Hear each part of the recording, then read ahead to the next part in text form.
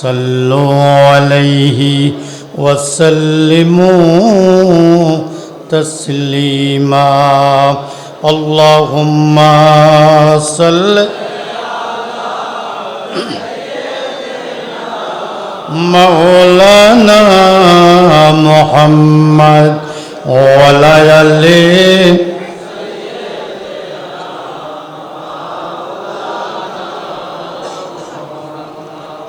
ज़मीन जमात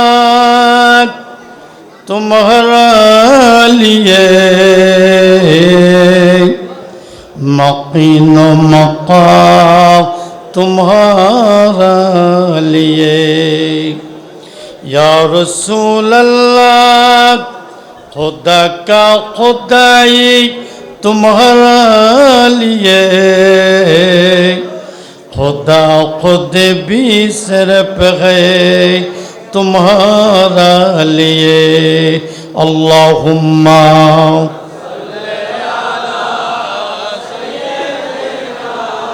मौलाना मुहम्मद वलयले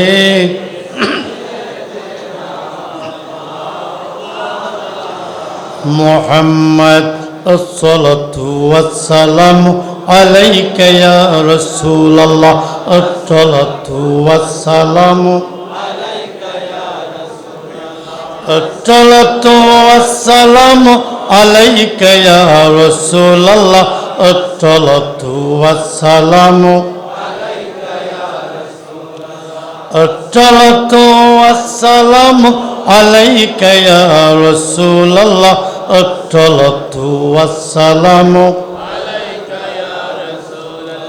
अस्सलातु वस्सलामु अलैका या रसूल अल्लाह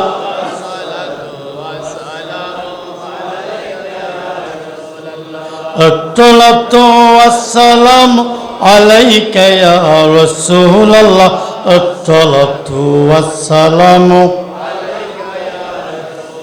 ला इलाहा इल्लल्लाहु मुहम्मदुर रसूलुल्लाह सल्लल्लाहु अलैहि वसल्लम। आज के शाहपुर दरबार शरीफे आयोजित गौसी जमान मुजद्दिद जमान शेख सैयद मौलाना शाह अब्दुल सुबहान अल कादिरी রাদিয়াল্লাহু তাআলা আনহুর এবং সাথে আন্তর্জাতিক ইসলাম প্রচারক রাহনুমায় শরীয়ত তরিকত গৌসে জমান মুর্শিদে বরহক শেখ শাহজাদা ডক্টর আহমদ পেয়ারা বাগদাদি আল কাদিরি রাদিয়াল্লাহু তাআলা আনহু ওনাদের পবিত্র চেহরম শরীফ উপলক্ষে এই ইমানি নুরানি রহমতি বরকতি মাহফিলে আমরা উপস্থিত হয়েছি, সেজন্য উচ্চ আওয়াজে পড়ুন আলহামদুলিল্লাহ। আপনারা সবাই খুশি না? আজকের মাহফিলে আমরা আসছি খুশি না বেজা? তাহলে খুশির আওয়াজের শুকরিয়া আদায় করার দরকার আছে কি না? তাহলে উচ্চ আওয়াজে পড়ুন আলহামদুলিল্লাহ। আমরা উক্ত মাহফিলের যিনি মধ্যমণি আজকের মাহফিলের সম্মানিত সভাপতি মহিউস সুন্নাহ শেখ সৈয়দ আলহাজ শেখ শাহজাদা গোলাম মোহাম্মদ আব্দুল কাদের কৌকাব আল কাদিরি পীর সাহেব কাবলা শাহপুর দরবার শরীফ হুজুর কাবলার নুরানি তাকরির মুবারক আমরা শুনেছি, বলুন আলহামদুলিল্লাহ। হাজিরিন, রাত্র গভীর হয়ে গেছে, পিসা হুজুর আমাদের কষ্ট করে মঞ্চে উপবিষ্ট আছেন। তা আমি প্রাসঙ্গিক কোনো কথা না বলে মাজিউন নবী নিয়ে একটু কথা বলতে চাই, রাজি আছেননি? মাজিউন নবীর সম্মান কারা কারা শুনতেন চান একটু হাত তুলে দেখান।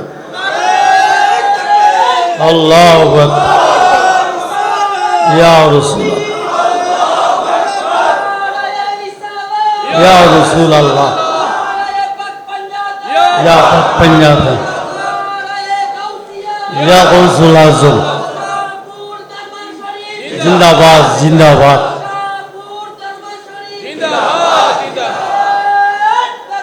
পবিত্র ঈদে মাজিউন নবী, পবিত্র ঈদে মাজিউন নবী, পবিত্র ঈদে মিলাদুন নবী, পবিত্র ঈদে মাজিউন নবী, মুফতি নুরুজ্জামান কাদরী সাহেব। আমরা মাজিউন নবীও মানি, মিলাদুন নবীও মানি, ঠিকই না? আমরা রাসূলুল্লাহ সাল্লাল্লাহু আলাইহি ওয়াসাল্লামের সকল শান মোবারক মানি, ঠিক কি না? মাজিউন নবীকে আমরা ঘরে থেকে কই না বাইরে কই? সর্বক্ষেত্রে আমরা কই, ঠিক কি না? যে অনেকের মনে আছে কিনা জানি না, যে 19 দরবার শরীফের সুন্নি মহাসম্মিলনে আমাদের পিসা হুজুর ছিল, চট্টগ্রামের আলো আন্তর্জাতিক যে বক্তা অধ্যক্ষ আবুল কাশেম নুরি সেখানে উপস্থিত ছিল, ঠিকই না? আমাদের হুজুর কাবলা বলেছিল, আপনি এখানে মাজিউন নবীর কথা বলবেন, মাজিউন নবীর কিতাব দেখাইবে। সুবহানাল্লাহ। যে অধ্যক্ষ আবুল কাশেম নুরিকে মঞ্চে বসে রেখে আমি মাজিউন নবীর কিতাব অর্থাৎ 1500 বছর আগের তাফসীর আব্দুল্লাহ ইবনে আব্বাস আল্লাহ নবী সাহাবী লিখেছেন, সেই তাফসীর খুলে ওনার সামনে ইবারত পড়েছি, মাজিউন নবী প্রমাণ করেছি উনি আমার কোনো ভুল ধরতে পারে,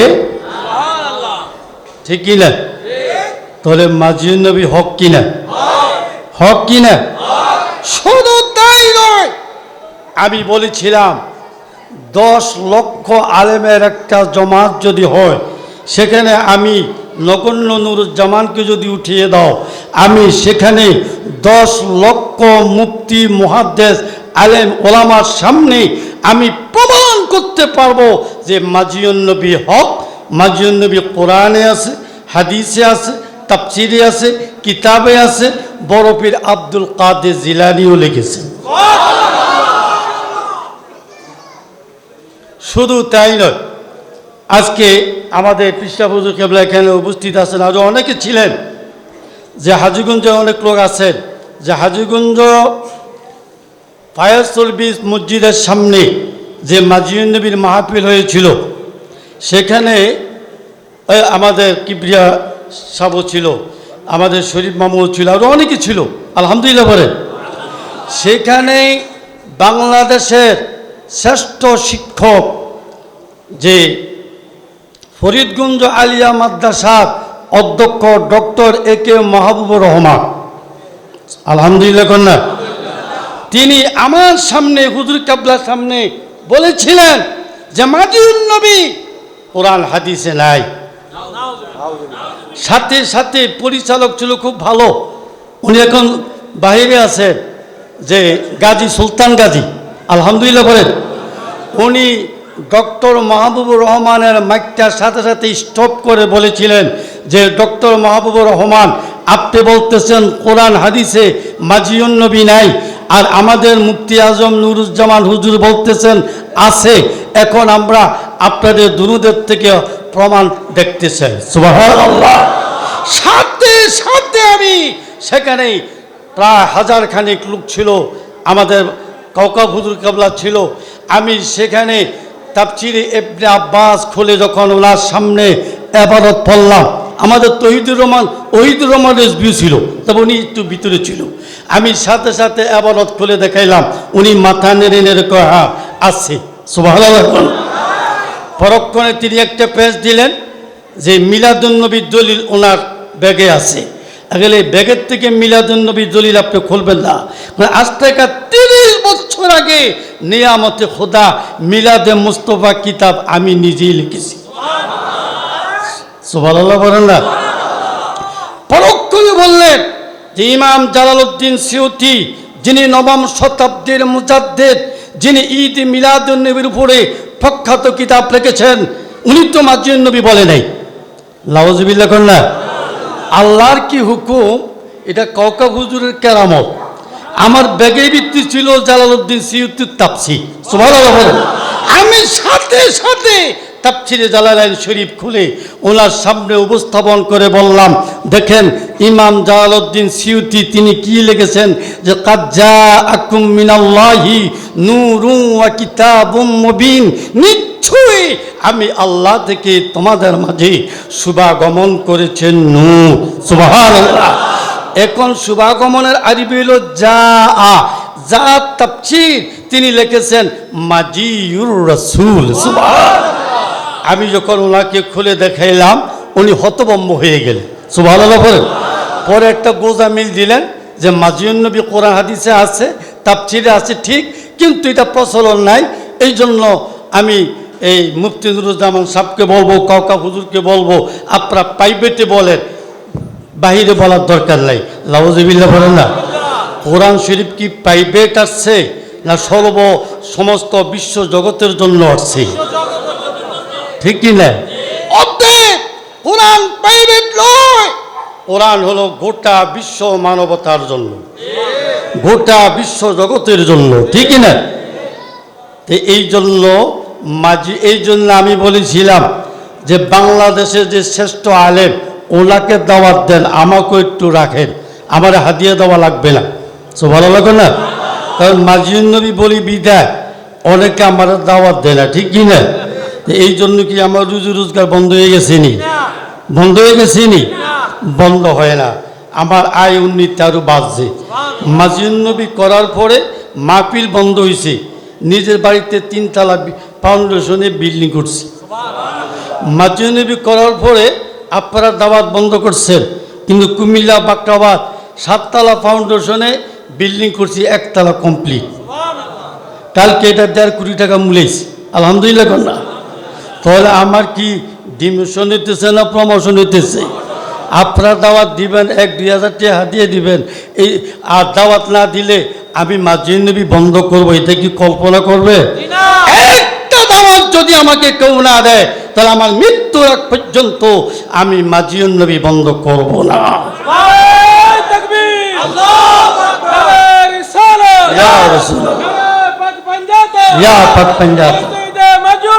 জিন্দাবাদ জিন্দাবাদ জিন্দাবাদ।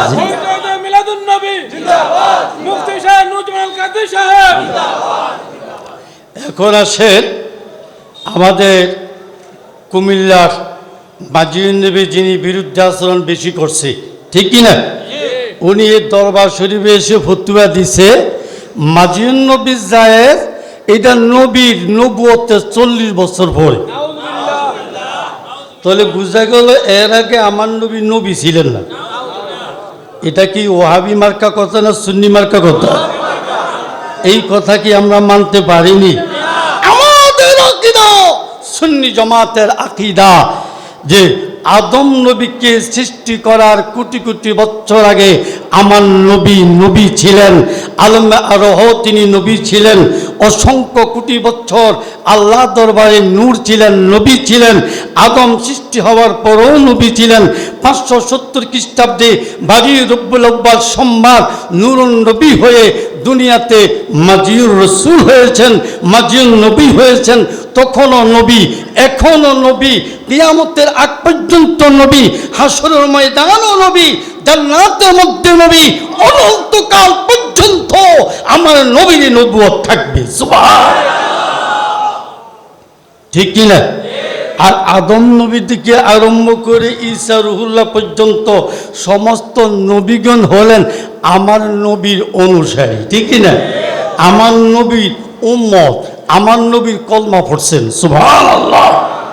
তা আমিও বিস্তারিত আলোচনায় যাব না, যে আপনাদের সম্মুখে একটা কথা বলতে চাই, ইমাম গজ্জালিকে আপনারা মানেননি, জোরে কথা মানেননি।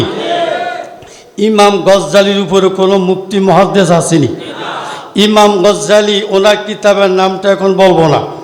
ইমাম গজ্জালি ওনার কিতাবের মধ্যে উল্লেখ করেছেন যেই দিন মিলাদুন নবী হয়েছে সেই দিন মাজিউন নবী হয়েছে। অর্থাৎ মিলাদের মাধ্যমে মাজিউন নবী। সুবহানাল্লাহ।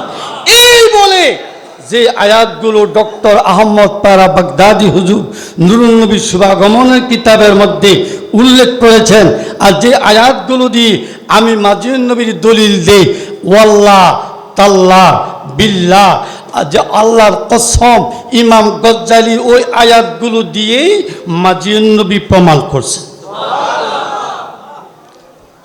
গৌসবাকের খবর তো আগেই বুঝি, ঠিকই না? ইমাম গজ্জালির খবর, জোরে বলেন সুবহানাল্লাহ। তিনি উল্লেখ করেছেন, লাকাদ জাআকুম রাসূলুম মিন আনফুসিকুম আজিজুন আলাইহি মা আনিতুম হারিসুন আলাইকুম বিল মুমিনিনা রাউফুর রহিম। সুবহানাল্লাহ। এই আয়াতের তাফসীর করতে গিয়ে বলেন যে রাসূল কুরাইশ বংশ থেকে, আয় কুরাইশুন হাশিমুন, সুবহানাল্লাহ বলেন, আশরাফুন, অর্থাৎ কুরাইশ বংশে হাশেমি গোত্র থেকে খাজা আব্দুল্লাহ মা আমিনার মাধ্যমে 570 খ্রিস্টাব্দে বারিউর রবিউল আউয়াল আল্লাহর নবীর মাজিউন নবী হয়েছে। কি হয়েছে? মাজিউন নবী। সুবহানাল্লাহ। এইবার আসেন আমরা সূরা আম্বিয়ার মধ্যে বলি, ওমা আরসালনাকা ইল্লা রাহমাতাল লিল আলামিন। হে নবী, আমি আপনাকে গোটা বিশ্বজগতের জন্য রহমত বানিয়ে প্রেরণ করেছি। এখন এই ঘোষণাটা যে গোলাম মুস্তাফা সাহেব তো বলে 40 বছর পরে নাকি এগুলি রাসূলুল্লাহর ঘোষণা হয়েছে, তখন এই ঘোষণাটা কখন হলো আমাদের জানা দরকার আছে না? যে এশিয়া মহাদেশের বিখ্যাত মুহাদ্দিস, যিনি 1 লক্ষ হাদিসের হাফেজ, যিনি 600 কিতাবের রাইটার, তিনি ওনার কিতাব মাদারুজুন নবুয়তের মধ্যে লিখেছেন, যেই দিন রসুল শুভাগমন করেছেন ওই দিনই থেকে আরম্ভ হয়েছে ওয়ামা আরসালনাকা ইল্লা রাহমাতাল লিল আলামিন। সুবহানাল্লাহ, জোরে কইতেন না? তাহলে তো আব্দুল হক মুহাদ্দিস দৌলভী 40 বছরের পরে কথা কয় না, যেদিন নবী দুনিয়াতে আগমন করেছেন ওই দিন থেকে এই আয়াত প্রযোজ্য। 40 বছর পরে সেটা রাসূলুল্লাহর মাধ্যমে আল্লাহ প্রকাশ করেছেন। সুবহান।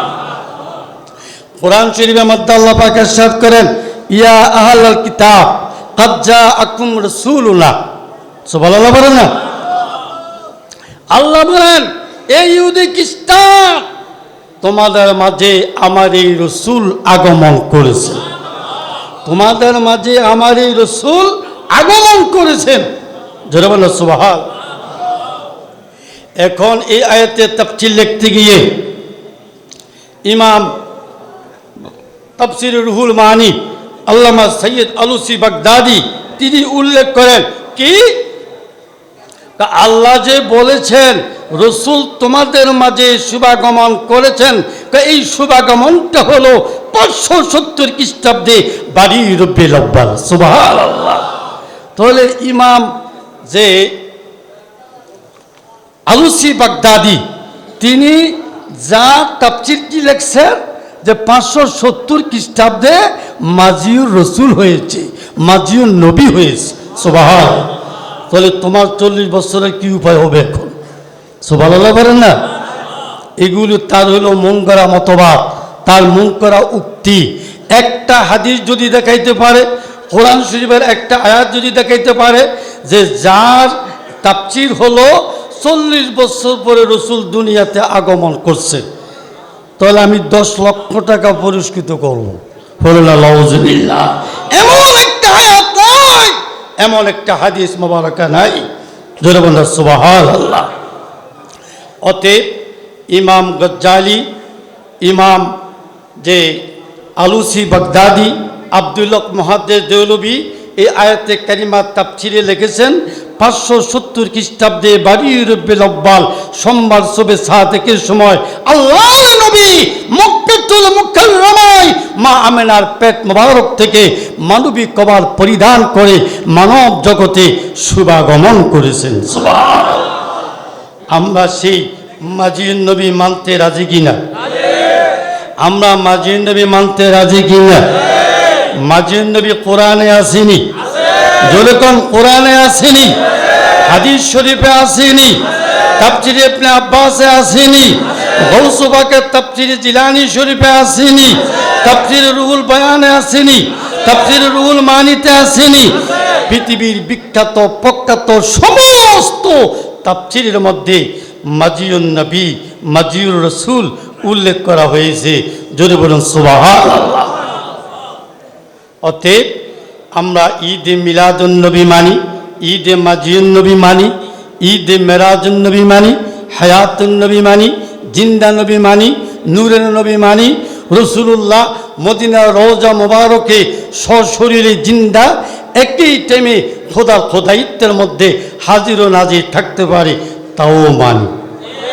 মানি কি না? যে গত সোমবার ঢাকাতে গিয়েছিলাম, সিমস হাসপাতালে, যে ক্যান্টনমেন্ট হসপিটালে গিয়েছিলাম। মাজিউন নবীর দয়া, মাজিউন নবীর রুসিলা, আমাদের কওকাব হুজুর কেবলা রুসিলা, গৌসে পাকের রুসিলা, যে 2 বছর পর আবার চেকআপ দিলাম। আল্লাহর রহমত, কোনো ডিস্টার্ব, হার্টের মধ্যে কোনো ডিস্টার্ব। রিং কিন্তু 3টা পড়েন না, কটা পড়েন না, 3টা রিং পড়েন না।